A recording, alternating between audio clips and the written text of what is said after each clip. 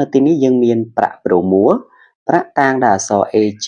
មានវឡង់ស្មើ1ហើយប្រូមួតាំងដោយអក្សរ BR មានវឡង់ស្មើ1អញ្ចឹងនៅទីនេះគឺយើងនឹងធ្វើការផ្លាស់ប្ដូរវឡង់គ្នាដោយ AG ផ្ទេរវឡង់1ទៅកាន់ប្រូមហើយប្រូមនឹងផ្ទេរវឡង់1មកកាន់ AG លោហៈប្រាក់ AG បន្ទាប់ពីធ្វើការផ្ដោះប្ដូរវឡង់ជាមួយនឹងប្រូមរួចហើយលទ្ធផលទទួលបានគឺយើងនឹងសរសេរអក្សរ AG ដោយ AG ទទួលយកវឡង់1របស់ប្រូមធ្វើជាចំនួនអាតូមរបស់វាហើយ radical ប្រូមួនឹងប្រើប្រាស់វឡង់1របស់ប្រាក់ធ្វើជាចំនួនអាតូមរបស់វាប៉ុន្តែដោយសារតែប្រាក់ហើយនឹងប្រូមមានវឡង់ដូចគ្នានៅកន្លែងនេះយើងចង់សំដៅទៅលើថាទោះបីជាវឡង់1ក៏ដោយឬក៏វឡង់2ក៏ដោយដែលវាដូចគ្នាមិនថាវឡង់ប្រភេទណាទេ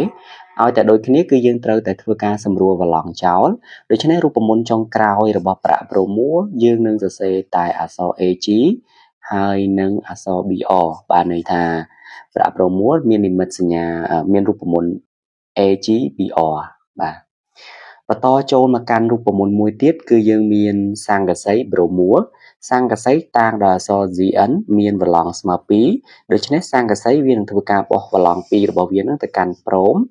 ហើយប្រូមួដែលតាំងដោយអក្សរ BR ហ្នឹងវានឹងផ្ទេរវឡង់1មកកាន់សង្កសីដូច្នេះរូបមន្តដែលយើងទទួលបានបន្ទាប់មកនេះគឺ ZN ទទួលយកវឡង់1របស់ប្រូមហើយប្រូម BR វានឹងយកវឡង់2របស់សង្កសីយកមកធ្វើជាចំនួនអាតូមរបស់វា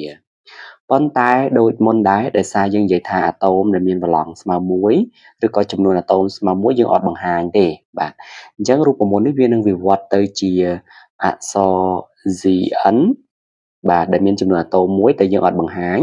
ហើយនឹងអក្សរ BR ដែលទទួលយកវឡង់2ចេញមកពីសង្កសីអញ្ចឹងនេះជារូបមន្តរបស់សង្កសីប្រូមួ